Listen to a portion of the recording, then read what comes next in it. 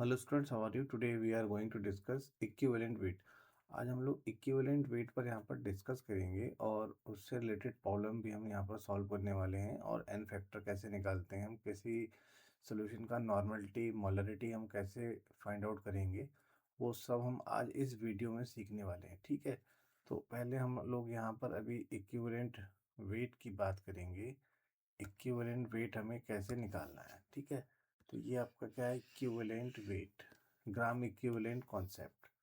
ठीक, तो अब देखिए equivalent weight gram equivalent mass क्या होता है। It is the mass of 1 gram equivalent of the substance in grams for इस, ठीक है। तो it is the mass of 1 gram equivalent. तो 1 ग्राम इक्विवेलेंट के मास को ही हम लोग क्या बोलते हैं, ग्राम इक्विवेलेंट वेट। अगर हमें किसी अगर हमें किसी सब्सटेंस के लिए फाइंड आउट करना है तो हम लोग कैसे निकालते हैं इसको। देखिए कैसे निकालेंगे, equivalent mass equals to molar mass. भाई उसका हम क्या निकालेंगे, पहले मोलर मास फाइंड आउट करेंगे, उसके गिवन जो एटॉमिक वेट होंगे, और यहाँ पर हम एन फैक्टर से डिवाइड कर देंगे। ठीक है, एन फैक्टर, या इसको हम क्या बोलते हैं, वैलेंसी फैक्टर। क्या बोलते हैं इसको हम लोग, वैलेंसी फैक्टर। ठीक है, अब देखिए कि यहाँ पर number of gram equivalent, number of gram equivalent. So equivalent is similar property as mole. जो इक्विवेलेंट है वो किसकी तरह सिमिलर है, यहाँ पर मोल की तरह सिमिलर है, but it's value not fixed. इसकी वैल्यू फिक्स नहीं होती है। फिक्स क्यों नहीं होती है, जैसे कि मान लीजिए कि इक्विवेलेंट यहाँ पर हम बोल रहे हैं नंबर ऑफ इक्विवेलेंट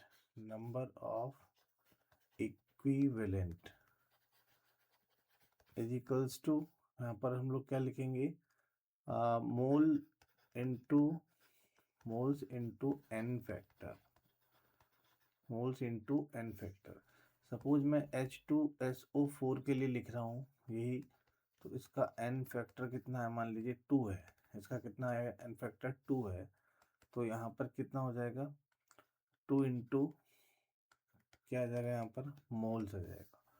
ठीक, अगर इसको मैं CH3COOH के लिए फाइंड आउट कर रहा हूँ तो इसका एन फैक्टर कितना होगा, 1 होगा। तो यहाँ पर कितना आ जाएगा, 1 मोल आ जाएगा। ठीक है, तो यहाँ मैं एन फैक्टर की वैल्यू पुट कर रहा हूँ। तो उसी से ये जो वैल्यू है ये आपकी फिक्स वैल्यू नहीं है, नॉट फिक्स्ड वैल्यू। ये फिक्स्ड वैल्यू नहीं है, क्योंकि एन फैक्टर क्या होता है आपका, चेंज होता रहता है। इसलिए ये क्या हो सकती है आपका, हाँ 2 मोल भी हो सकता है, 1 मोल भी हो सकता है, 3 मोल भी हो सकता है। तो ये किस पर डिपेंड कर रहा है, एन फैक्टर पर डिपेंड कर रहा है। ठीक है, equivalent mass and in grams is equal to the mass of 1 equivalent. अगर मैं नंबर ऑफ इक्विवेलेंट की बात करता हूँ, किसकी बात करता हूँ, नंबर ऑफ इक्विवेलेंट,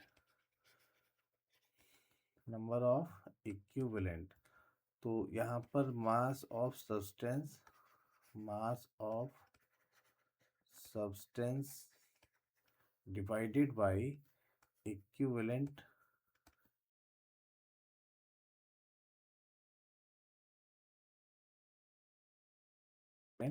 वेट। ठीक है, तो इक्विवेलेंट वेट को हम क्या लिख सकते हैं भाई, इक्विवेलेंट वेट को हम लिख सकते हैं molar mass upon n factor. इसको मैं लिख सकता हूँ यहाँ पर number of equivalent is equals to, हमने क्या लिखा था यहाँ पर, हमने यहाँ लिखा था molar mass of substance upon equivalent mass. भाई mass of substance upon equivalent mass. तो मास ऑफ सब्सटेंस, देखिए मास ऑफ सब्सटेंस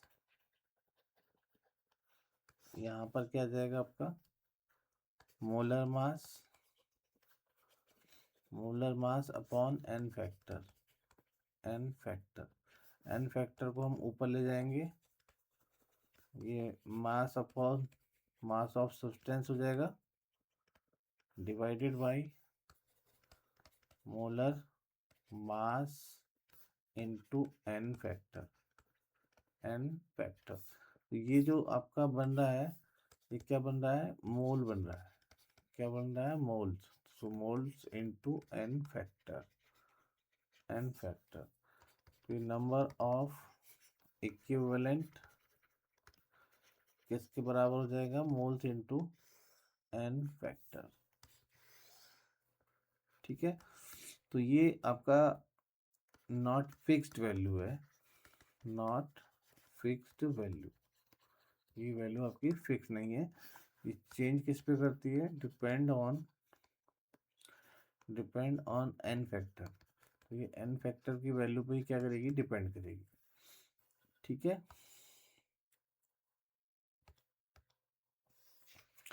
तो नंबर ऑफ इक्विवेलेंट किसके बराबर हो गया आपका, मोल्स इनटू एन फैक्टर। और मास ऑफ इक्विवेलेंट कैसे निकालेंगे हम लोग, molar mass upon n factor. भाई आपको याद रखना है। ठीक है, ये फॉर्मूले हम लोग आगे यूज करेंगे, हमें यहाँ पर रिक्वायरमेंट होगी जब आप लोग स्टोइकियोमेट्रिक कैलकुलेशन करेंगे, तो वहाँ पर इनकी रिक्वायरमेंट होगी। ठीक है, तो ये आपको दो चीज़ें याद रखनी है।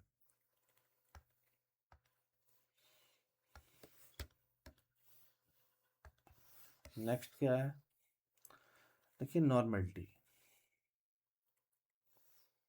नॉर्मलिटी क्या है भाई आपका, नॉर्मलिटी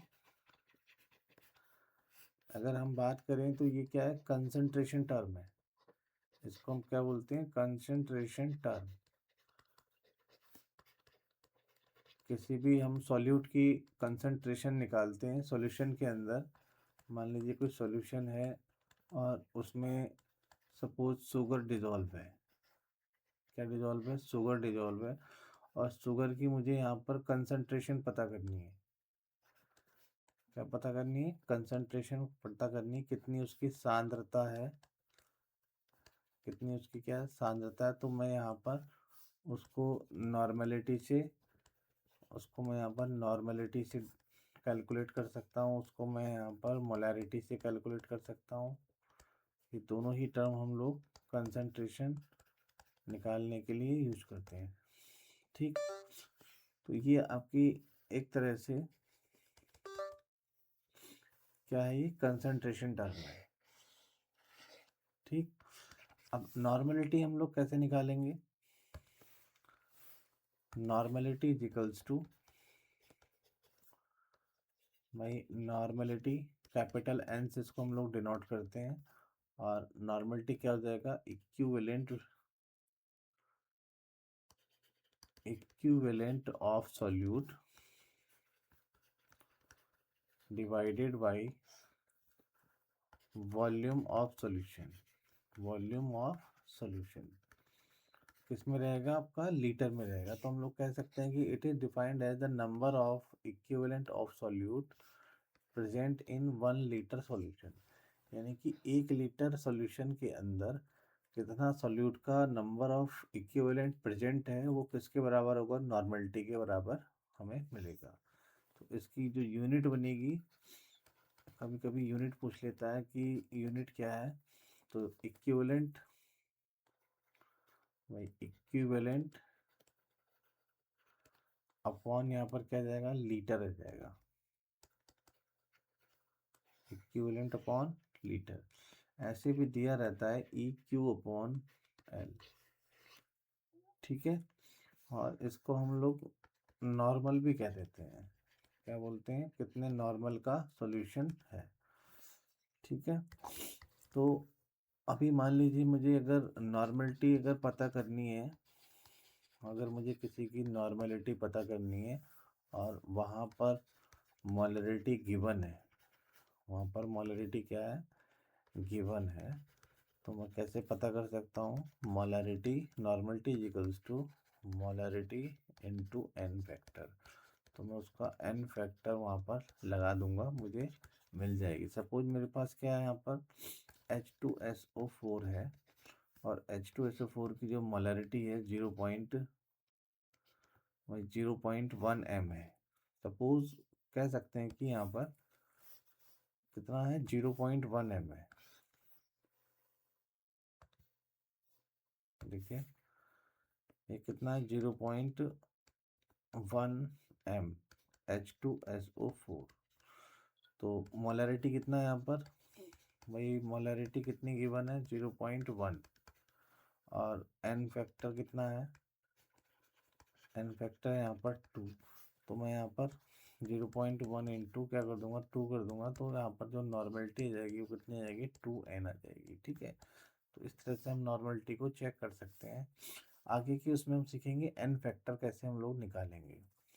ठीक, अब देखिए एन फैक्टर क्या है, आपकी पॉजिटिव वैल्यू है भाई। एन फैक्टर क्या है, पॉजिटिव वैल्यू है और एन फैक्टर कभी किसी का जीरो नहीं हो सकता है, कभी नेगेटिव नहीं हो सकता है।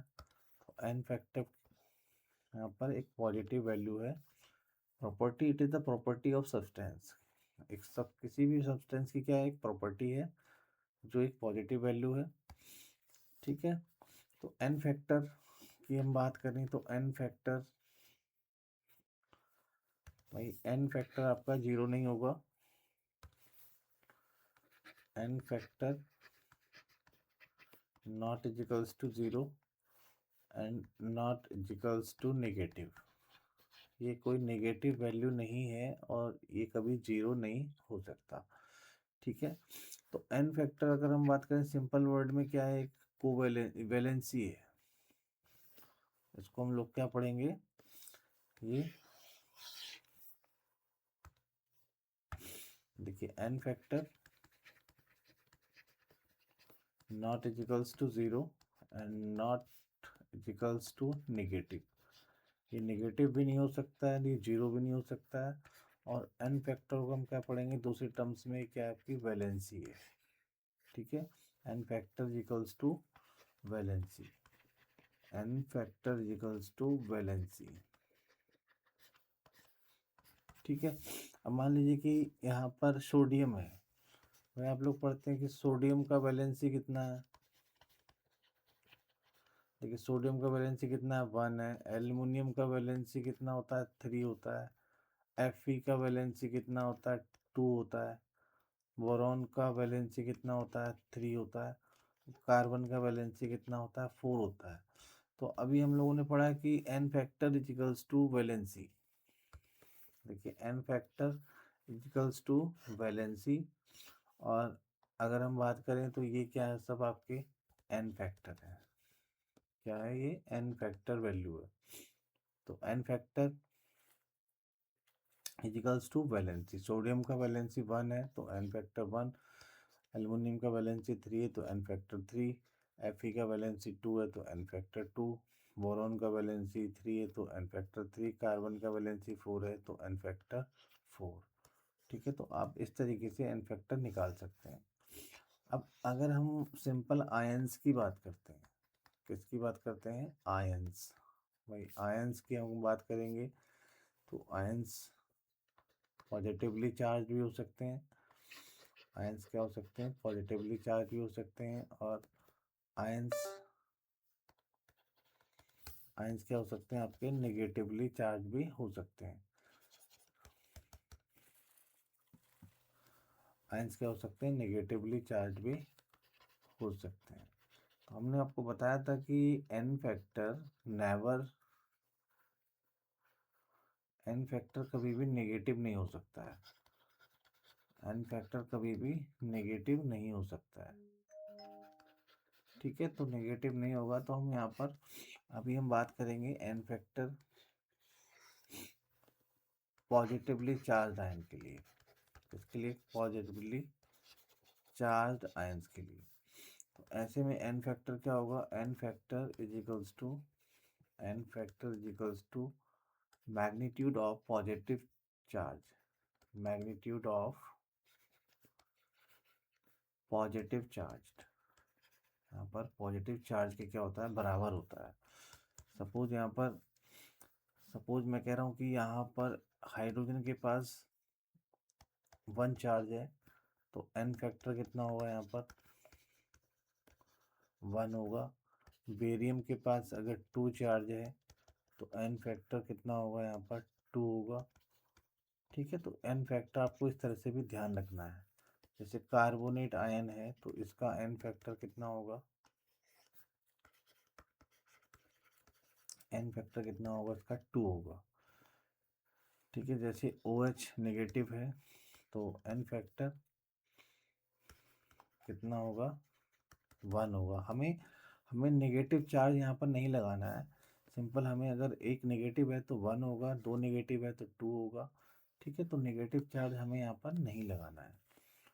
ठीक है, PO3 2 माइनस, तो n फैक्टर कितना होगा यहाँ पर माइनस, n फैक्टर कितना होगा यहाँ पर 2 होगा। कितना होगा n फैक्टर 2, n फैक्टर यहाँ पर 2 होगा। तो आप इस तरीके से n फैक्टर को निकाल सकते हैं। ओके।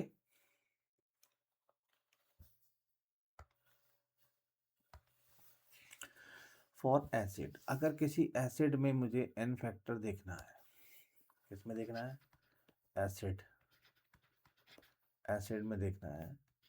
एसिड क्या होते हैं आपके, H आयन डोनर, जो H आयन देते हैं इन वाटर। वाटर में जो H आयन देते हैं वो क्या है, सब आपके H आयन डोनर हैं और एसिड है। तो उसके लिए n फैक्टर क्या होता है, n factor equals to basicity. हम एसिड के लिए बात करते हैं बेसिसिटी की, और बेस अगर हमारा कहीं है उसमें n फैक्टर निकालना है तो वो किसके बराबर होगा, एसिडिटी। किसके बराबर होगा, एसिडिटी के बराबर होगा। ठीक है, अब देखिए यहाँ पर बेसिसिटी, बेसिसिटी का मतलब क्या है कि number of replaceable H ion पर मॉलिक्यूल ऑफ एसिड। ठीक है, इसमें कितने H आयन, जैसे HCl है भाई, कितने आयन क्या हो सकते हैं, रिप्लेस हो सकते हैं यहाँ पर। तो ये वाला क्या है यहाँ पर, रिप्लेसेबल H आयन। ठीक है, तो कितने यहाँ पर 1 है, तो n फैक्टर कितना हो गया यहाँ पर 1 हो गया। ठीक है, ऐसे ही हमारा HBr है, ऐसे ही HNO3 है, ऐसे ही HCN है। तो इनको जब आप ब्रेक करते हैं तो जितने नंबर ऑफ H आयन्स मिलेंगे वो n फैक्टर के क्या हो जाएंगे, बराबर हो जाएंगे। किसके बराबर हो जाएंगे, n फैक्टर के।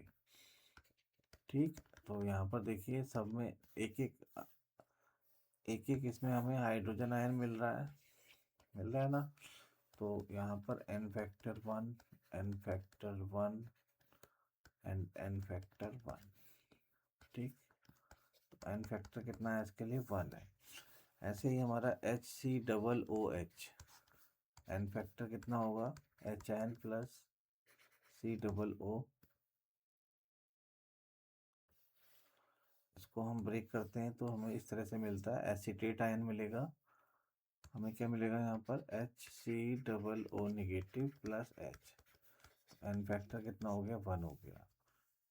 ठीक है, अब देखिए यहाँ पर हमें CH3COOH, इसको ब्रेक करेंगे, CH3COO और H आयन अलग हो रहा है तो एन फैक्टर कितना होगा यहाँ पर 1 होगा। ठीक है, तो इन सब के लिए एन फैक्टर कितना होता है, 1 होता है। H2SO4, H2SO4, H2C2O4, H2CO3, H3PO3, N factor कितना रहेगा, 2 रहेगा। H3PO4, H3 H3ASO4, N factor कितना रहेगा, 3 रहेगा। ठीक, एक कभी कभी यहाँ पर कंफ्यूजन आ जाता है कि जैसे कि H3PO2, देखिए यहाँ पर H3PO2, H3PO3 और H3 PO4। तो बच्चे क्या करते हैं इसमें, भाई इसमें बच्चे क्या करते हैं कि एन फैक्टर में कंफ्यूज हो जाते हैं। एन फैक्टर में क्या हो जाते हैं, कंफ्यूज हो जाते हैं, और एन फैक्टर को यहाँ पर गलत कर देते हैं। जैसे कि बच्चे क्या करेंगे, यहाँ पर H3 देखेंगे तो एन फैक्टर क्या लगा देंगे, 3।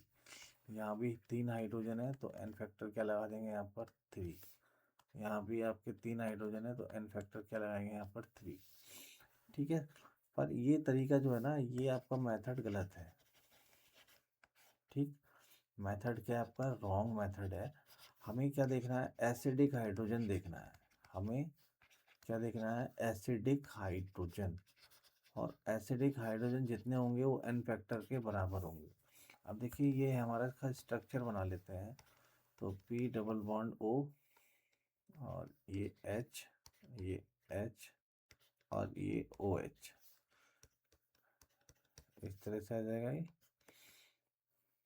OH and OH and H। अब देखिए यहाँ पर इस तरह से हम इसको लिख सकते हैं। ठीक, तो इसमें एसिडिक हाइड्रोजन हमें देखने हैं भाई, एसिडिक हाइड्रोजन। एसिडिक हाइड्रोजन वही होता है जो मोर इलेक्ट्रोनेगेटिव एलिमेंट के कांटेक्ट में होता है। तो जिनको मैं सर्कल कर रहा हूँ वो एसिडिक हाइड्रोजन है। तो यहाँ पर देखिए एसिडिक हाइड्रोजन, देखिए तो एसिडिक हाइड्रोजन कितने हैं यहाँ पर, एसिडिक हाइड्रोजन कितने हैं, 1 है। यहाँ पर कितने हैं, 2 हैं। यहाँ पर कितने हैं, 3 है। तो एन फैक्टर कितना हो गया, 1, 2 और 3। ठीक है, तो इस तरह से ये एन फैक्टर यहाँ पर नहीं देखना है। ठीक, हमें एसिडिक हाइड्रोजन ही देखने हैं। अब क्या करते हैं बहुत से बच्चे, जैसे कि H3BO3, भाई H3BO3, इसका इम्पोर्टेंट है ये, इसका हमें एन फैक्टर यहाँ पर चेक करना है। तो इसका जब हम लोग एन फैक्टर चेक करते हैं तो इसका स्ट्रक्चर कुछ इस तरह से आता है। अब यहाँ पर जो स्टूडेंट यहाँ पर जो लिखेंगे वो एन फैक्टर क्या लिखेंगे, यहाँ पर 3 लिखेंगे, बट यहाँ पर एन फैक्टर 3 नहीं होता है। ये आपका क्या रहेगा, गलत रहेगा। इसका एन फैक्टर कितना होता है, 1 होता है, आपको याद रखना है। ठीक है, तो यहाँ पर क्या है कि ये जो बोरॉन है, बोरॉन देख रहे हैं आप, बोरॉन क्या है यहाँ पर, वैकेंट, यहाँ पर वैकेंट ऑर्बिटल है ये। और एक यहाँ पर OH आयन से लोन पेयर को क्या कर सकता है, एक्सेप्ट कर सकता है। और जब ये लोन पेयर को, एक लोन पेयर को एक्सेप्ट करेगा हाइड्रोक्साइड आयन से, तो ये क्या बन जाता है, BOH4, और यहाँ आता नेगेटिव। तो कितने OH आयन ये एक्सेप्ट कर रहा है, तो इसका एन फैक्टर क्या होगा, 1। यहाँ पर 1 OH आयन को अपने वैकेंट ऑर्बिटल में बॉन्डिंग के लिए क्या कर रहा है, ये प्रेरित कर रहा है, उसको उसको बुला रहा है कि मेरे साथ बॉन्डिंग करो। तो यहाँ पर इसका एन फैक्टर कितना होगा, 1 होगा। आप 3 मत लगा देना। ठीक, ऐसे ही लुईस बेस और लुईस एसिड, तो ये एक तरह से क्या है आपका, लुईस एसिड, भाई ये आपका क्या है, एक तरह से लुईस एसिड है।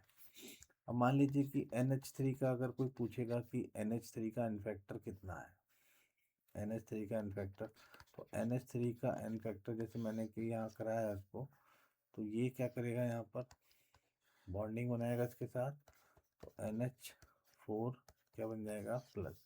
तो कितने हाइड्रोजन एक्सेप्ट कर रहा है, 1 हाइड्रोजन ये एक्सेप्ट कर रहा है, तो इसका एन फैक्टर क्या होगा, NH3 का एन फैक्टर कितना होगा, 1 होगा। ठीक है, अमोनियम आयन का एन फैक्टर कितना होगा, 1 होगा। ठीक है, तो ये चीज़ें आपको यहाँ पर सीखनी है। अब एसिडिटी, अब हम किसकी बात करेंगे, बेस के लिए। देखिए बेस, बेस के लिए क्या होता है भाई, मैक्सिमम एसिडिटी कितनी होती है। आपको देखना है कि n फैक्टर फॉर बेस। तो मैक्सिमम एसिडिटी हमें चेक करनी है। तो एसिडिटी किसके बराबर होती है?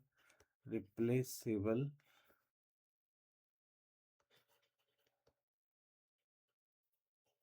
OH ion. किसके बराबर होती है? OH ion. कितने OH आयन आप वहां से रिप्लेस कर रहे हैं? ठीक। अब देखिए, जैसे कि NaOH, KOH, RbOH, CSOH, तो ऐसे बेसिस वाले में हमें जो बेसिक मॉलिक्यूल हैं उसमें हमें क्या देखना है? उसमें हमें देखना है कि OH आयन देखना है, कितने OH आयन इससे अलग हो सकते हैं। तो हमें एक OH आयन देगा, ये भी एक OH आयन देगा, ये भी एक OH आयन देगा, ये भी एक OH आयन देगा। तो n फैक्टर कितना हो जाएगा? n फैक्टर कितना हो जाएगा? यहाँ पर 1 हो जाएगा। ठीक है। तो सिमिलरली जिसमें दो OH आयन है, बी जैसे बेरियम हाइड्रोक्साइड है, तो बेरियम हाइड्रोक्साइड और जिंक हाइड्रोक्साइड। ठीक है। तो कितना n फैक्टर हो जाएगा इसका? भाई 2 OH आयन हमें मिलेंगे, यहाँ से अभी हमें 2 OH आयन मिलेंगे, तो n फैक्टर कितना हो जाएगा? 2 हो जाएगा। इसका n फैक्टर कितना हो जाएगा? 2 हो जाएगा। ठीक। अब यहाँ पर NH2, CH2, CH2 और NH2। अब देखिए, ये यहाँ पर नाइट्रोजन के पास लोन पेयर है, तो दो बेसिक सेंटर हैं। तो अगर मैं यहाँ से एक हाइड्रोजन ऐड कराना चाहूँ तो ऐड हो सकता है, और यहाँ से भी एक हाइड्रोजन ऐड कराना चाहूँ तो ऐड हो सकता है। ठीक है। तो इस तरह के केसेस में जहाँ पर OH आयन नहीं गिवन है, तो उस तरह के केसेस में हमें क्या करना पड़ेगा? यही मेथड वहाँ पर लगाना पड़ेगा। तो n फैक्टर कितना हो जाएगा भाई? 2 हो जाएगा। ठीक है, इम्पोर्टेंट है, पूछ लेता है, हल्के में मत लेना इसको बिल्कुल भी।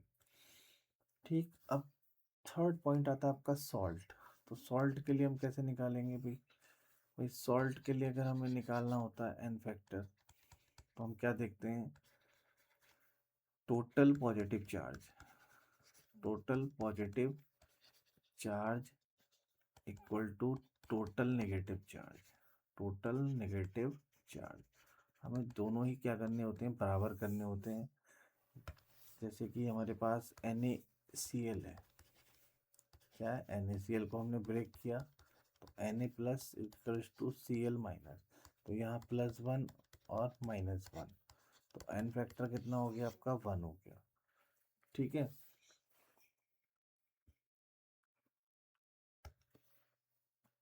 जैसे कि MgCl2, तो यहाँ पर देखिए 2 प्लस एंड 2Cl माइनस, यहाँ से कितना चार्ज आ गया? +2, और यहाँ से कितना चार्ज आया? 2 इंटू -1, यहाँ से कितना है? -2, तो n फैक्टर कितना हो गया? 2।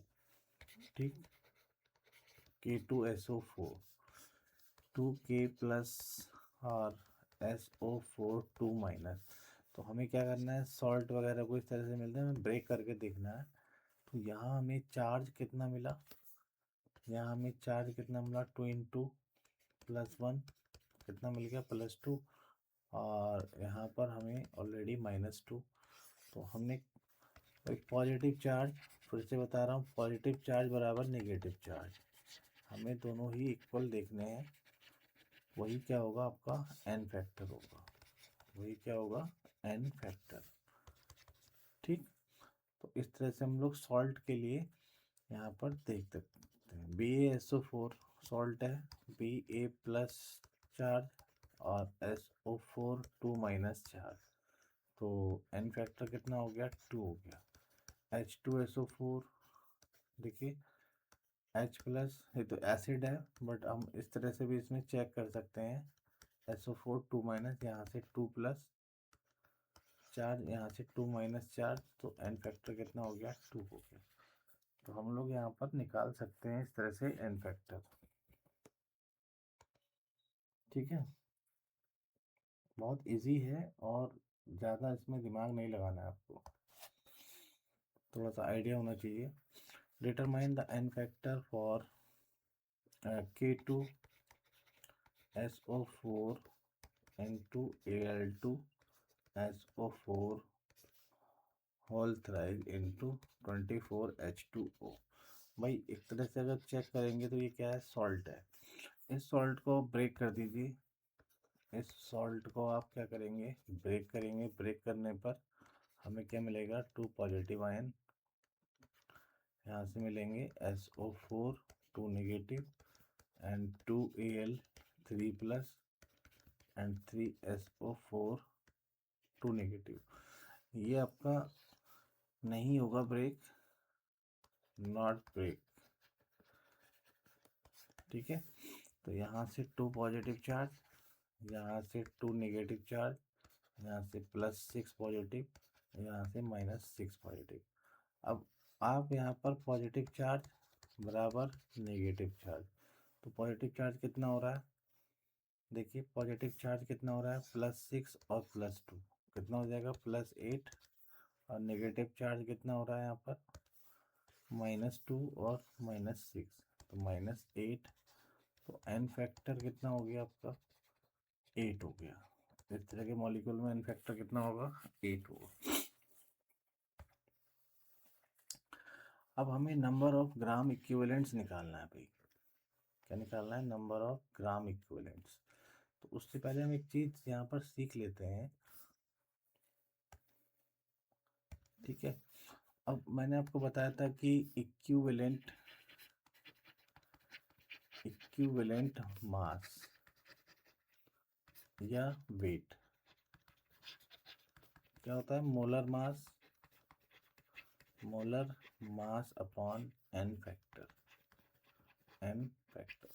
अब मान लीजिए मेरे को यहाँ पर दिया है H2SO4 दिया है। क्या दिया है, H2SO4 दिया है। मुझे इसका इक्विवेलेंट मास निकालना है। क्या निकालना है, इक्विवेलेंट मास निकालना है। तो मैं क्या करूँगा, इसका बेटा मोलर मास निकालूंगा पहले, इसका मोलर मास।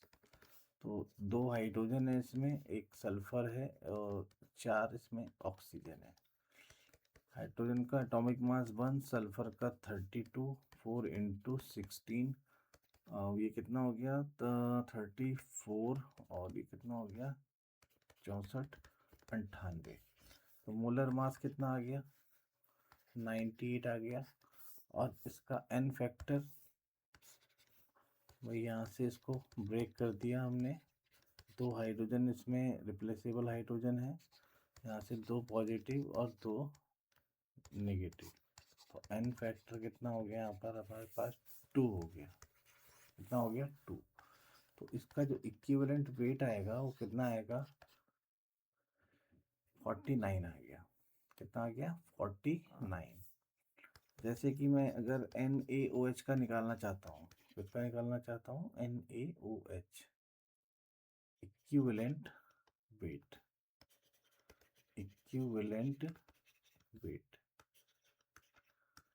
कितना आ जाएगा, 40/1। इसका कितना आएगा, 40 आ जाएगा। तो इस तरह से हम लोग यहाँ पर निकाल सकते हैं। और नंबर ऑफ ग्राम इक्विवेलेंट कैसे निकालेंगे, अभी आपको बताया था। नंबर ऑफ ग्राम इक्विवेलेंट कैसे निकालते हैं हम लोग, देखिए mass of substance upon equivalent mass of substance upon equivalent mass, number of gram equivalent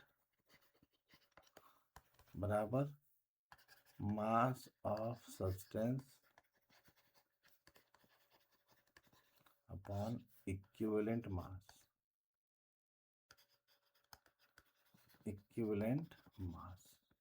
तो इस फॉर्मूले से हम लोग निकाल लेते हैं।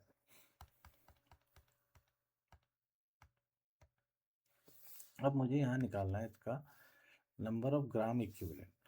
तो भाई सबसे पहले हम लोग यहाँ पर नंबर ऑफ इक्विवेलेंट या ग्राम इक्विवेलेंट का यहाँ पर फॉर्मूला लिख लेते हैं। इक्विवेलेंट बराबर mass of substance divided by equivalent weight. Equivalent weight, तो मुझे यहाँ पर नंबर ऑफ ग्राम इक्विवेलेंट निकालना है। तो मैं यहाँ पर सबसे पहले 54 ग्राम Al3+ है मेरे पास। कितना है? 54 ग्राम Al3+। तो मैं इसका इक्विवेलेंट मास निकाल लेता हूँ। इक्विवेलेंट मास या वेट निकाल लेता हूँ। तो मेरे पास इसका मोलर मास कितना होता है? एल का मोलर मास, भाई इसका मोलर मास कितना होता है? कितना होता है? 27 होता है। और इसमें एन फैक्टर, भाई ये मोलर मास है अपॉन क्या हमारे पास? N factor. तो कितना आ जाएगा यहाँ पर? 9 आ जाएगा। अब मेरे पास इक्विवेलेंट मास आ गया है, मुझे क्या निकालना है? नंबर ऑफ ग्राम इक्विवेलेंट निकालना है।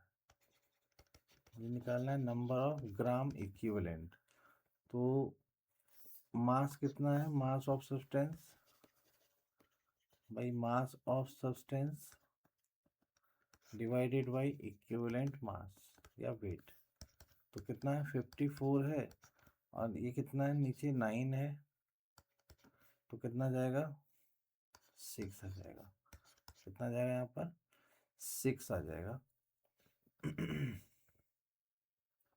ठीक है, ऐसे ही मैं निकाल सकता हूँ। H3PO4 में 98 ग्राम दिया है। ठीक है, इसको थोड़ा सा और एक्सपेंड कर देते हैं हम लोग। Number of gram equivalent moles into n factor.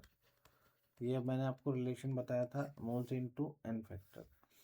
ठीक है, जैसे ये हमारे पास इसमें मोल्स दिए हैं भाई, ये देखिए सेकंड नंबर का, तो उसका हम निकाल लेंगे। 2 मोल्स हैं और CO3 2 नेगेटिव। इसका एन फैक्टर कितना है? 2 है। एन फैक्टर कितना है? 2 है। तो यहाँ पर आंसर कितना आ जाएगा आपका? 4 आंसर आ जाएगा। ठीक है, इस तरह से हम लोग निकाल सकते हैं। जैसे कि हमारे पास 98 है, यहाँ पर 98 है, तो हम लोग 98 के लिए हम लोग पहले क्या निकालेंगे? H3PO4, भाई H3PO4। तो 3 H हैं और 31, और ये कितना हो जाएगा? 64। कितना आ रहा है ये? 98 आ रहा है। इसका मोलर मास कितना है? 98 है। और इसका एन फैक्टर कितना है? H3PO4 का 3। ठीक है, तो ये आ गया आपका इक्विवेलेंट मास या इक्विवेलेंट वेट। ठीक, नंबर ऑफ ग्राम इक्विवेलेंट कितना आ जाएगा? और ये कितना है?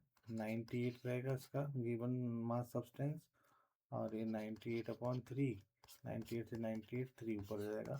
तो इतना आपको आंसर मिल जाएगा। ठीक है, बाकी क्वेश्चन भी आप ऐसे ही करेंगे। Calculate the normality of solution prepared by mixing 24.5 gram H2SO4 इन। ठीक, तो हमें सबसे पहले क्या लिखना है? नॉर्मलिटी का फॉर्मूला क्या होता है अभी। ठीक है, नॉर्मलिटी का हमें सबसे पहले क्या चाहिए? फॉर्मूला चाहिए। और नॉर्मलिटी का फॉर्मूला क्या है आपका? देखिए, आपको बताया गया था कि जो नॉर्मलिटी है वो क्या है? Equivalent weight of solute upon volume of solution. अगर आप यहाँ देख पा रहे हैं सही से, देखिए इक्विवेलेंट वेट ऑफ सॉल्यूट, ये आपका equivalent weight of solute upon volume of solution. ठीक है, 1 लीटर में हम लोग जब किसी सॉल्यूट का इक्विवेलेंट डिसॉल्व करते हैं तो वहाँ पर 1 नॉर्मल का सॉल्यूशन बनेगा। ठीक है, अब देखिए इसमें normality, equivalent weight of solute divided by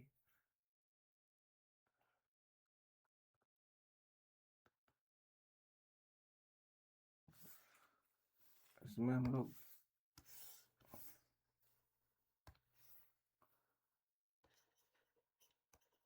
equivalent of solute divided by volume in litre. ठीक है, तो यहाँ पर लीटर में हम लोग वॉल्यूम लिखेंगे। अब देखिए यहाँ पर हमें क्या दिया हुआ है, H2SO4 दिया है, H2SO4। ठीक है, H2SO4, तो इक्विवेलेंट वेट निकाल लेते हैं। इक्विवेलेंट वेट कैसे निकालेंगे, मोलर मास, भाई molar mass upon n factor. तो मोलर मास कितना होता है इसका, 98 होता है, तो 98 अपॉन एन फैक्टर 2, तो कितना आ गया 49। अब हम निकालेंगे यहाँ पर इक्विवेलेंट नंबर ऑफ इक्विवेलेंट। अब इक्विवेलेंट निकालने के लिए मास ऑफ सब्सटेंस, वही मास of substance divided by equivalent weight. तो मास ऑफ सब्सटेंस कितना है, ये 24 ग्राम। क्या है, मास ऑफ सब्सटेंस है 24.5 ग्राम, और इक्विवेलेंट वेट कितना है यहाँ पर 49। इसको जब आप कैलकुलेट करेंगे तो आपका आंसर आ जाएगा, आपके नंबर ऑफ इक्विवेलेंट यहाँ पर आ जाएंगे। ठीक है, अब देखिए यहाँ पर नॉर्मलिटी, भाई नॉर्मलिटी, तो नंबर ऑफ इक्विवेलेंट कितने हमारे पास 24.5 डिवाइडेड बाई 49, और वॉल्यूम कितना हमारे पास 500 ml। भाई इसको लीटर में चेंज कर देना है, जब लीटर में चेंज करेंगे तो 500 अपॉन कितना हो जाएगा 1000, 500 अपॉन कितना आ गया 1000, तो 24.5 डिवाइडेड बाई 49 इंटू 1000 अपॉन 500। तो इसको जब आप कैलकुलेट करेंगे तो ये कितना हो जाएगा 49 हो जाएगा, और नीचे 49, तो यहाँ पर 1 नॉर्मलिटी कितनी आएगी, यहाँ पर 1 आएगी। ठीक है, तो इस तरह से आपको कैलकुलेट करना है, इम्पोर्टेंट है, ऐसे ही निकालना है नॉर्मलिटी। ठीक है, अगर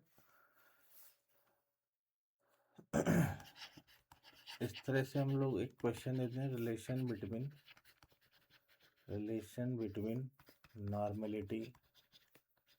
नॉर्मलिटी एंड मोलैरिटी। नॉर्मलिटी को कैपिटल N, मोलैरिटी को कैपिटल M। तो normality is equals to molarity into n factor.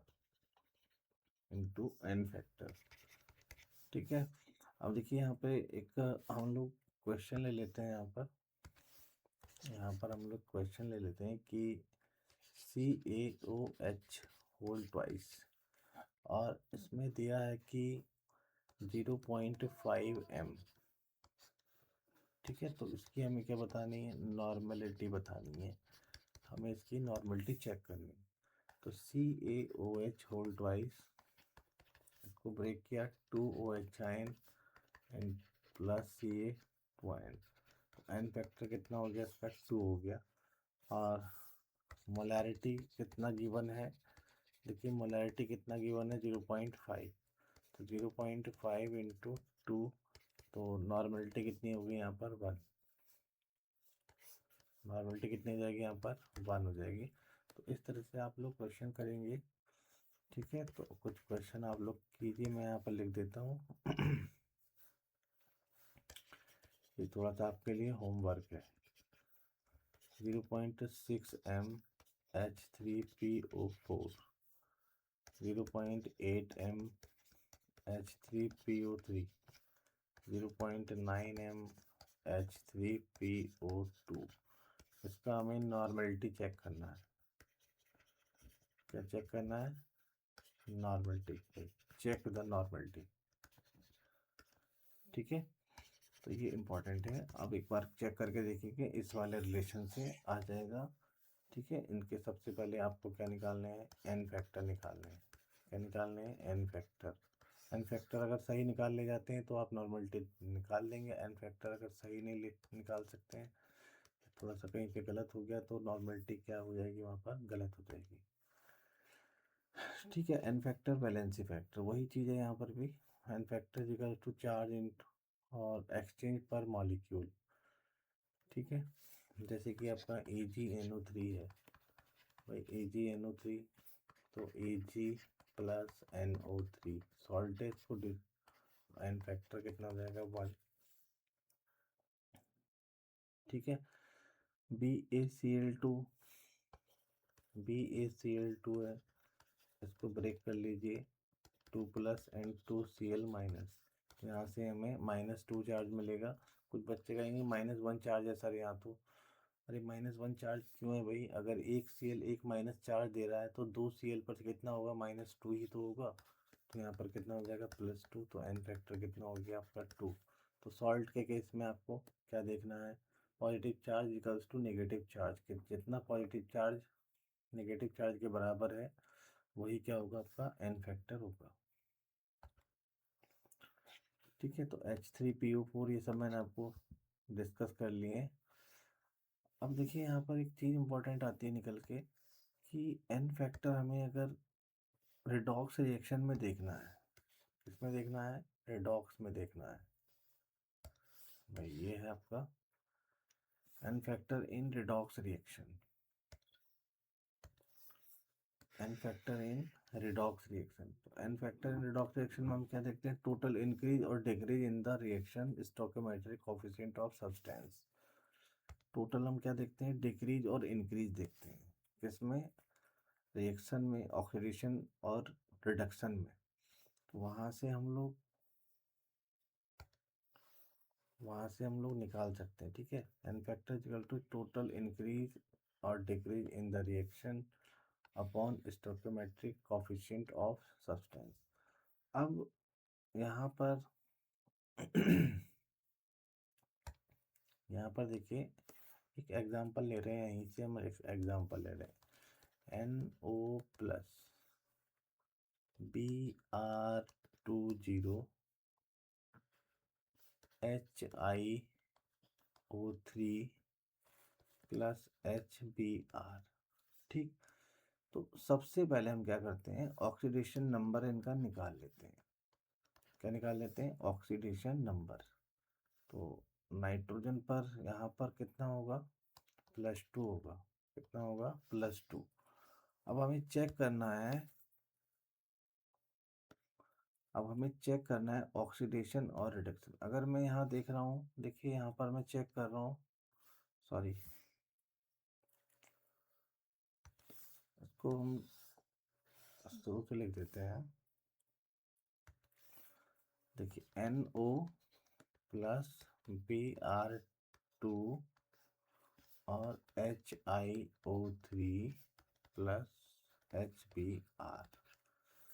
तो मैं यहाँ पर इसका ऑक्सीडेशन नंबर निकाल लेता हूँ। +2, 0, +5 और -1। +2 से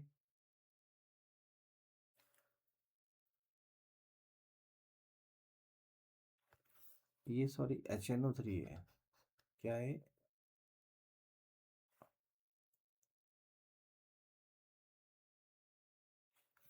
ये मिस्टेक हो गया यहाँ पर। यहाँ पर कितना है? HNO3, तो यहाँ पर HNO3 का कितना है, नाइट्रोजन 5 आएगा। अब यहाँ से यहाँ चेक कीजिए आप, यहाँ पर ऑक्सीडेशन नंबर क्या हो रहा है, इंक्रीज हो रहा है भाई। ऑक्सीडेशन स्टेट क्या हो रहा है आपका, इंक्रीज हो रहा है। कितना इंक्रीज है, +3। कितना इंक्रीज है, +3। तो NO का भाई, NO का एन फैक्टर, NO का एन फैक्टर कितना हो जाएगा, 3 हो जाएगा। अब यहाँ चेक कीजिए, यहाँ कितना डिक्रीज हो रहा है, ऑक्सीडेशन नंबर कितना हो रहा है, डिक्रीज हो रहा है। कितना हो रहा है, 1 डिक्रीज हो रहा है। कितना हो रहा है, 1 डिक्रीज हो रहा है। तो Br2 का एन फैक्टर, Br2 का एन फैक्टर कितना होगा, 1 होगा। 1 into 1 into number of atoms, number of atoms. तो यहाँ पर Br कितने हैं भाई, Br कितने, 2 हैं। तो एन फैक्टर तो 1 हो गया, नंबर ऑफ Br कितना हो गए, 2 हो गए। तो यहाँ पर एन फैक्टर कितना हो जाएगा, 2 हो जाएगा। तो इस चीज़ को आप ध्यान रखना है, ये भी आपको ध्यान रखना है कि n factor is equals to, ठीक है, यहाँ पर एन फैक्टर जाएगा into number of atoms, number of atoms. आप इसको इस तरह से भी कह सकते हैं कि change in charge by decrease और इंक्रीज इन चार्ज, कितना डिक्रीज हो रहा है, into number of atoms, number of atoms. वो किसके बराबर है, आपका एन फैक्टर के बराबर है। ठीक है, तो इस तरह से हम लोग एन फैक्टर निकाल सकते हैं। अब देखिए यहाँ पर, ठीक है, जैसे कि Cr2O7 2 minus, C2O4 2 minus, Cr3 plus और CO2 यहाँ पर 4 चार्ज है। तो इसका ऑक्सीडेशन निकालिए। यहाँ पर इसका ऑक्सीडेशन कितना है, यहाँ पर इसका कार्बन का ऑक्सीडेशन नंबर कितना है, 3, और इसका कितना होगा आपका, +6। तो यहाँ कितना चेंज मिल रहा है मुझे, 3 का चेंज मिल रहा है। टोटल क्रोमियम कितने हैं, 2 हैं। तो एन फैक्टर कितना हो गया यहाँ पर, 6 हो गया। कितना हुआ यहाँ पर, 6। और यहाँ कितना चेंज मिल रहा है मुझे, +1 चेंज मिल रहा है, इनटू टोटल कार्बन कितने हैं, 2 हैं। तो एन फैक्टर कितना हो जाएगा, 2 हो जाएगा। देखिए यहाँ पर, ठीक है। तो इस तरह से हम लोग एन फैक्टर निकाल सकते हैं। बहुत आसान है रिडक्शन में, और ऑक्सीडेशन में।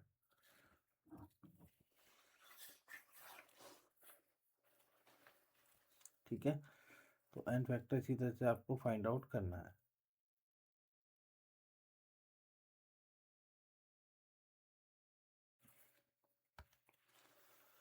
N factor for disproportionation reaction, भाई इंपॉर्टेंट है। डिसप्रपोर्शनेशन रिएक्शन में एन फैक्टर कैसे निकालना है, और इसी तरह के क्वेश्चंस आते हैं। ठीक है, तो एन फैक्टर आसान क्वेश्चन नहीं आएगा। XY अपॉन X+Y, X क्या है, एन फैक्टर, भाई एन फैक्टर किसके लिए, ऑक्सीडेशन के लिए, और Y बराबर एन फैक्टर फॉर रिडक्शन के लिए।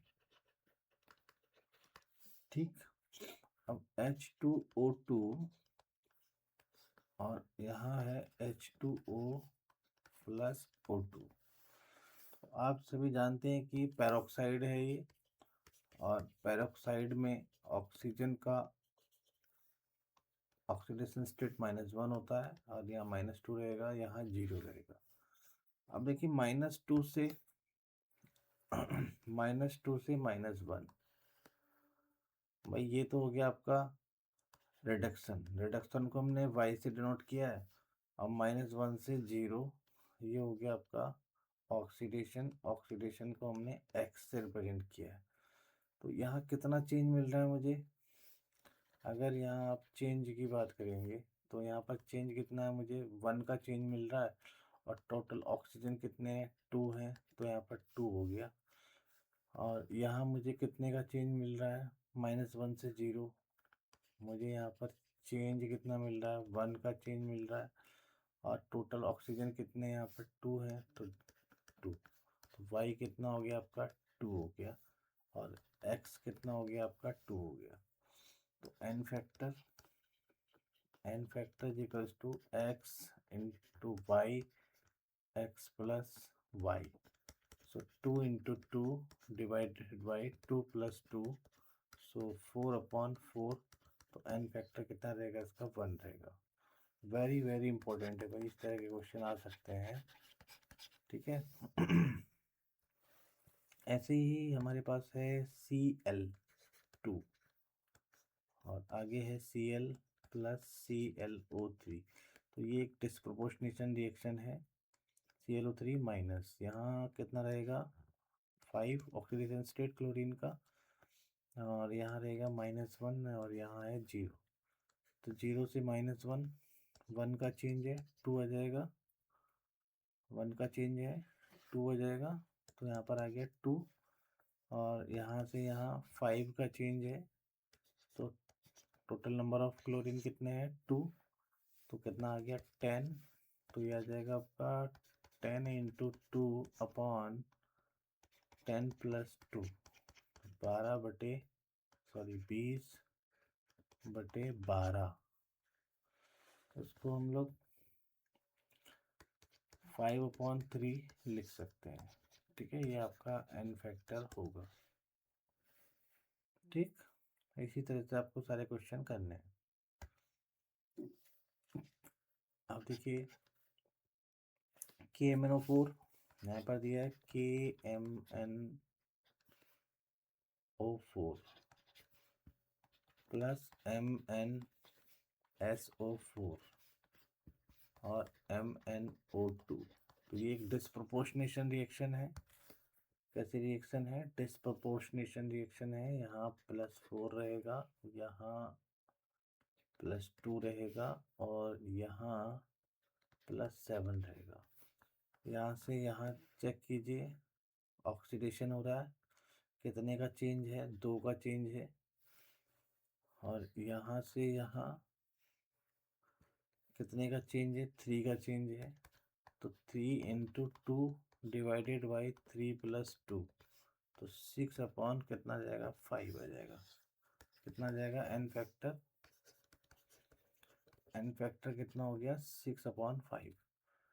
ठीक है, ऐसी नाइट इसमें रहेगा NH3 में, NH3 और N2 प्लस 3H2।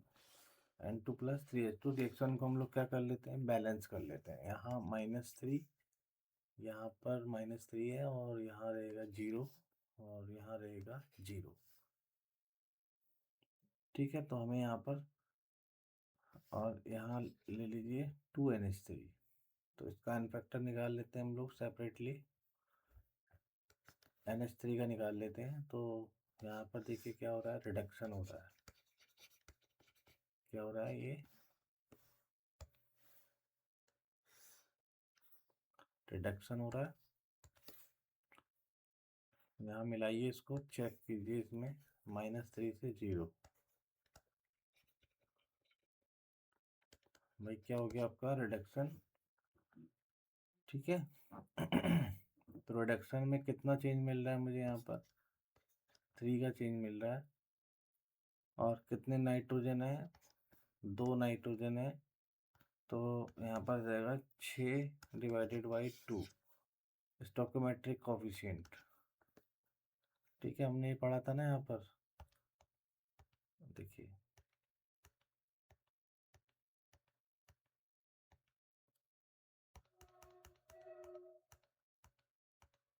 देखिए ये वाला हमने पढ़ा था यहाँ पर, टोटल इंक्रीज और decrease in reaction divided by stoichiometric coefficient. तो स्टोइकोमेट्रिक कोफिशिएंट से भी हमें क्या करना है, डिवाइड करना है। तो देखिए, तो स्टोइकोमेट्रिक कोफिशिएंट है ये, स्टोइकोमेट्रिक,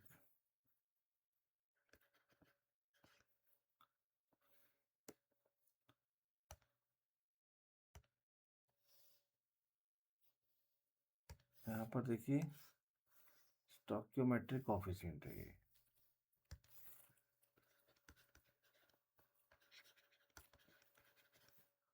मैट्रिक कोफिशिएंट, ठीक है, ये आपका इंक्रीज और डिक्रीज। तो इस तरह से हम लोग एन फैक्टर निकाल सकते हैं, राइट। अब यहाँ देखिए इसमें इसमें टोटल इंक्रीज और डिक्रीज कितना मिल रहा है, 3 का मिल रहा है। और नाइट्रोजन कितने, 2 हैं। स्टोइकोमेट्रिक कोफिशिएंट तो यहाँ 1 है, तो डिवाइडेड बाई कितना आ जाएगा, 1 आ जाएगा। 6 अपॉन कितना आ गया, 1 हो गया। अब यहाँ +1 रहेगा और यहाँ 0 है। भाई यहाँ देखिए +1 का चेंज है, यहाँ कितना चेंज है, 1 का चेंज है इसमें। और जब 1 का चेंज है तो टोटल हाइड्रोजन कितने हैं यहाँ पर, 6 हैं। और स्टोइकोमेट्रिक कोफिशिएंट कितना, 3 है, तो 6 अपॉन कितना आ गया, 3 आ गया। ठीक है, इसी तरह से आपको फाइंड आउट करना है।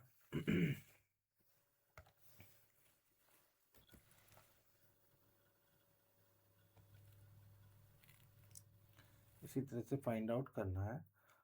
अब देखिए यहाँ पर नेक्स्ट है,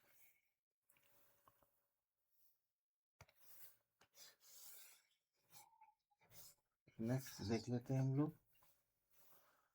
यहाँ दिया है P4 और PH3 H2PO2 माइनस, यहाँ 0, यहाँ -3, यहाँ पर +1, यहाँ कितना रहेगा, +1। अब चेक कीजिए, यहाँ चेक कीजिए, 3, टोटल कितने हैं, 4 हैं। चेंज कितना है, 3 का है। टोटल फास्फोरस 4 है, तो कितना आ गया, 12। ये डिस्प्रोपोर्शनेशन रिएक्शन है। यहाँ पर देखिए +1 का चेंज है, तो 4 आ गया। अब निकाल लीजिए, 4 × 12 डिवाइडेड बाई 4 + 12, 48 अपॉन 16, 48। इस तरह से आप लोग निकाल सकते हैं, ठीक है। एन फैक्टर है, एन फैक्टर। नेक्स्ट में आ जाइए, नेक्स्ट स्लाइड। हम कॉमनली यूज एजेंट, कुछ हमारा एन फैक्टर है, जैसे कि एजेंट है, जैसे कि परमैंगनेट आयन। भाई परमैंगनेट आयन का एसिडिक मीडियम में 5 होता है, बेसिक मीडियम में 3 होता है, और स्ट्रॉन्ग बेसिक में 1 होता है। तो आपको याद रखना है, ये इम्पोर्टेंट है, पूछा जाता है भाई,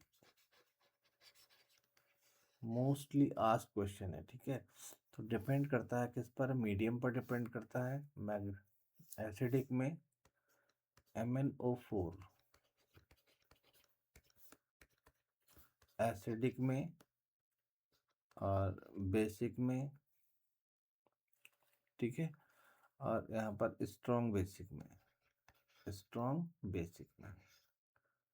तो आपको याद रखना है 5, 3 और 1, 5, 3 और 1। डाइक्रोमेट आयन, जैसे डाइक्रोमेट आयन है, एसिडिक मीडियम में निकाला हमने, Cr2O7 2-। अब देखिए यहाँ पर Cr3+, को बैलेंस कर लीजिए, और इसका हमें निकालना है। तो कैसे निकालेंगे, इसका हमें ऑक्सीडेशन स्टेट निकालेंगे, +6। अब देखिए यहाँ पर +6 है, तो कितना चेंज मिल रहा है मुझे यहाँ पर, भाई चेंज कितना मिल रहा है, 3 का चेंज मिल रहा है। तो 3, टोटल क्रोमियम कितने हैं, टोटल क्रोमियम 2 हैं, तो यहाँ पर एन फैक्टर कितना आ गया, 6 आ गया, कितना आएगा, 6। ठीक है, तो इस तरह से हम लोग इसका एन फैक्टर निकालेंगे। ऑक्सलेट आयन है, ये सब बहुत इम्पोर्टेंट है, एग्जाम में पूछे जा सकते हैं। ठीक है, तो इस तरह से आपको निकालना है। C2O4 2 माइनस, और यहाँ पर दिया है आपका CO2, यहाँ +4 है, और इसका जब आप निकालते हैं तो कितना आता है, +3 आता है ऑक्सीडेशन स्टेट, +3 से +4 यानी +1 चेंज है। कितना चेंज मिल रहा है, +1, और divide multiplied by total number of carbon, तो यहाँ पर एन फैक्टर कितना आ जाएगा, 2 आ जाएगा।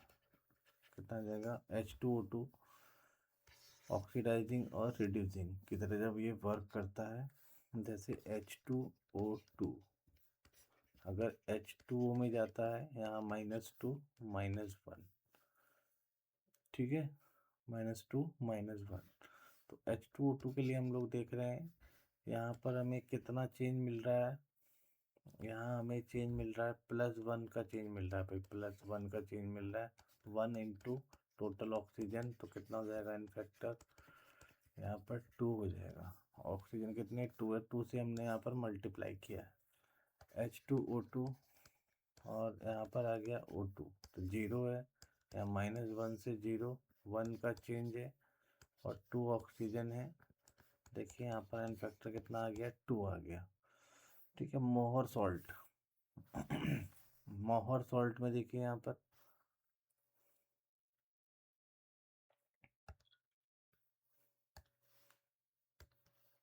देखिए भाई, मोहर सॉल्ट में यहाँ पर देखिए ये है, तो मोहर सॉल्ट में देखिए यहाँ पर यहाँ Fe+2 ऑक्सीडेशन स्टेट में है, और यहाँ Fe+3 ऑक्सीडेशन स्टेट में है।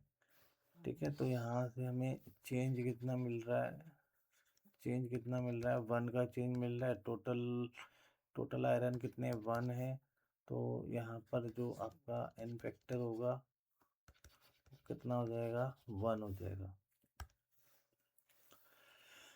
ठीक है, अब नेक्स्ट आपका आता है, बहुत इंपॉर्टेंट है, law of equivalence. Law of equivalence, law of equivalence हमें क्या बताता है? लॉ ऑफ इक्विवेलेंस में बताता है कि in a chemical reaction all reactants, in a chemical reaction all reactants in equal number of equivalent and produce same number of equivalent in a chemical reaction, all reactant react in equal number of equivalents and produce same number of equivalents of each product। ठीक है, मान लीजिए कि मैं H2SO4 ले रहा हूँ यहाँ पर, और मैंने यहाँ पर 2NaOH लिया, और Na2SO4 बना, और यहाँ पर 2H2O बना। मैंने कितने मोल लिए यहाँ पर, 1 मोल लिया, 1 मोल, और इसका 2 मोल से मैंने इसको रिएक्ट कराया, और इसके यहाँ पर क्या बने, देखिए हाँ, इसके यहाँ पर कितने बने, 1 मोल बने, और इसके यहाँ पर कितने मिल रहे हैं मुझे, 2 मोल मिल रहे हैं। ठीक है, तो यहाँ पर टोटल मोल्स कितने थे भाई, यहाँ पर टोटल मोल्स कितने हैं, 3 हैं, और यहाँ पर भी टोटल मोल्स कितने हैं, टोटल मोल्स कितने हैं, यहाँ पर 3 है। ठीक है, तो देखिए टोटल मोल्स कितने हैं, यहाँ पर 3 है। तो अगर मैं पर्टिकुलर रिएक्शन के बारे में बात करता हूँ, किसी पर्टिकुलर रिएक्शन यानी इसी रिएक्शन के बारे में बात कर रहा हूँ, तो इक्विवेलेंट यहाँ पर गिवन, और इक्विवेलेंट यहाँ पर हो जाएगा आपका रिक्वायर्ड। क्या हो जाएगा? रिक्वायर्ड। तो इस तरह से आपको निकालना है। ठीक है। अब यहाँ पर एक क्वेश्चन है, to neutralize completely. Completely neutralize करने के लिए यहाँ पर 20 ml of 0.1 aqua solution of phosphorous acid Hp3PO3 H3PO3 the volume of 0.1 m aqueous की सोल्यूशन रिक्वायर्ड एज। तो हमें यहाँ पर इसका वॉल्यूम निकालना है कि हमें KOH का कितना वॉल्यूम हमें चाहिए। ठीक है। तो कैसे कैलकुलेट करेंगे हम लोग? देखिए इसको हम लोग कैसे कैलकुलेट करेंगे। हाँ देखिए यहाँ पर ये सॉल्यूशन रहेगा इसका। ठीक है। अब यहाँ पर हमने H3PO3 लिख लिया, इसको हमने रिएक्शन लिख लेते हैं। और हम लोग क्या ले रहे हैं? KOH ले रहे हैं। और क्या बन रहा है? K2HPO3 plus 2H2O। ठीक है, ये तो आ गई आपकी रिएक्शन अकॉर्डिंग टू क्वेश्चन। ठीक है। तो यहाँ पर हम लोगों ने रिएक्शन लिख ली।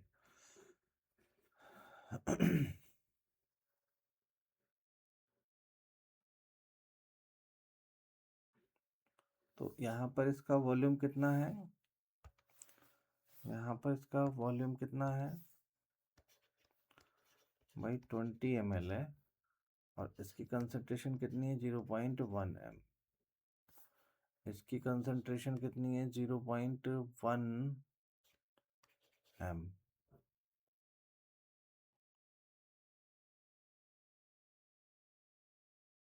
ओके। कितनी कंसंट्रेशन है? 0.1 m। अब हम लोग क्या जानते हैं? लॉ ऑफ इक्विवेलेंस से हम लोग क्या जानते हैं यहाँ पर? देखिए, इक्विवेलेंट ऑफ H3PO3 बराबर इक्विवेलेंट ऑफ KOH। मैंने आपको अभी बताया था कि एक तो आपका इक्विवेलेंट यहाँ पर गिवन है और दूसरा आपको निकालना है। ठीक है। तो H3PO3, अब इक्विवेलेंट क्या होता है आपका? Moles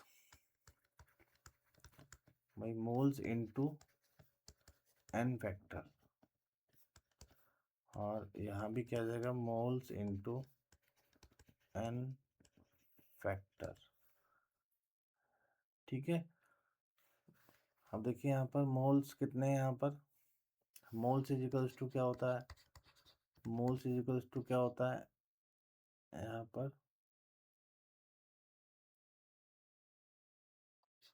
molarity into volume. क्या रहेगा? Molarity into volume. तो यहाँ पर मोलैरिटी आ जाएगी इंटू V इंटू N। और यहाँ मोल्स है, यहाँ पर क्या है? मोल्स। हाँ, molarity into V into N। इसका N फैक्टर कितना है? 1 है। और इसका N फैक्टर निकाल लीजिए, H3PO3। देखिए, P double bond OH H और H। इसका N फैक्टर कितना होगा? 2 होगा। इसका कितना होगा? 2। इसका N फैक्टर कितना है? 2 है। तो यहाँ देखिए इसकी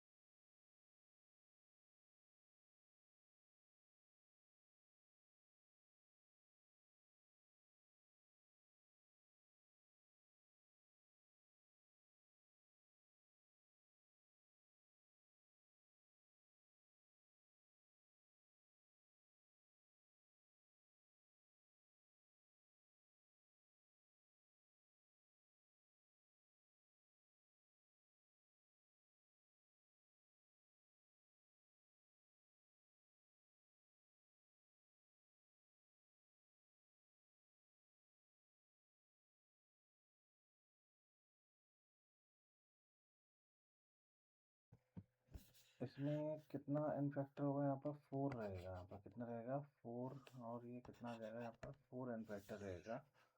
तो mole into n factor and mole into n factor. तो मोल यहाँ पर कितने हमें 62, यहाँ पर HNO3 यहाँ पर कितना इसका 62, 62 अपॉन मोलर मास कितना है 124 इंटू एन फैक्टर कितना है इसका, एन फैक्टर यहाँ पर 4 इजिकल्स टू मोल, इसके मोल्स कितने हैं, इसके हमें क्या निकालना है, यहाँ पर वेट निकालना है, इसका हमें क्या निकालना है HNO3 का वेट। तो वेट अपॉन यहाँ पर 63 इंटू एन फैक्टर कितना होगा यहाँ पर +1। तो इसको जब आप कैलकुलेट करेंगे 62 upon 124 into 4 and 63 equals to W। तो जो आपका आंसर आएगा, ठीक है, उसको आप टिक कर लीजिएगा जो भी इसमें ऑप्शन रहेगा। चलिए आज के लिए काफ़ी है, काफ़ी लंबा वीडियो हो गया है, और आप लोग अच्छे से इसको देखिए। Thank you so much.